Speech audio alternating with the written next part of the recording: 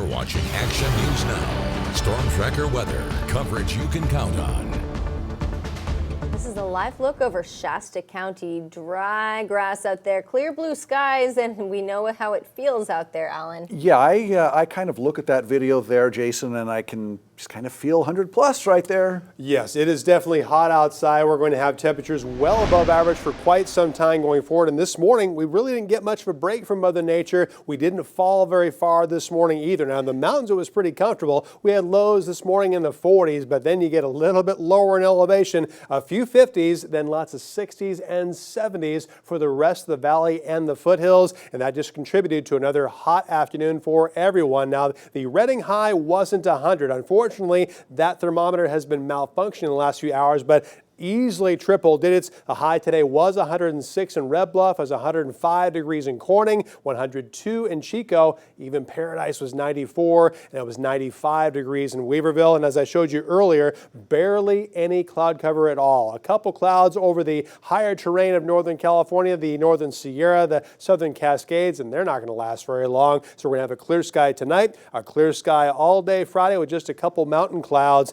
and the same thing on Saturday. That's the day that this ridge of high pressure delivering the sunshine and all the heat is going to maximize its grip on our weather. It's going to start weakening a little bit on Sunday. You probably won't even notice the difference in the temperatures. Monday, Tuesday, and Wednesday, and a very weak trough, moisture-starved trough, will start moving over southern Oregon and northern California, trying to cool us down a little bit. And we should be cooler by the 4th of July on Tuesday, but it will still be warmer than average, and we will likely have to wait until next Wednesday and Thursday for one, a slight chance for some mountain showers, and two, temperatures back to where they should be this time of year, mainly upper 90s instead of the 103 to 110 degree range. And there's not a lot of rain in our forecast too. As you'd guess, you're going to have to wait all the way until next Wednesday and Thursday for a few hundredths of an inch, possibly over the higher terrain, but don't bet on very much cloud cover at all. We're just going to have a lot of heat going forward. So all the areas in orange, they are our heat advisories from Modoc County westward through Siskiyou and Trinity County, then southward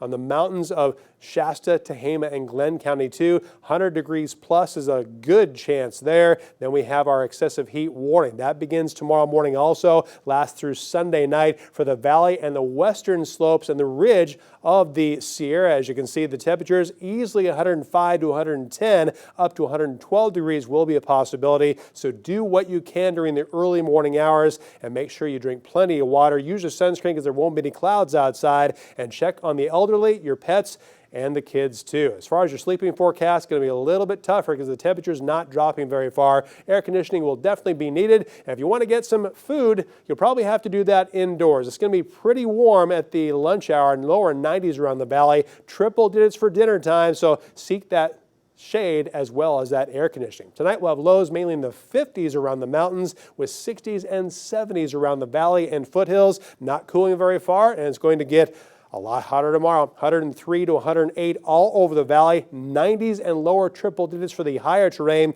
Next 7 days in Chico, we're going to peak on Saturday with a high of 107, dropping down to 100 on the 4th of July on Tuesday. And for Reading, we're going to have triple digits heat all the way through at least Wednesday, but between 105 and 110 from today all the way through Monday, dropping down to 103 on the 4th of July. It gives us another reason to look forward to Johnny Appleseed Days. It's in October, That's Jason. Right.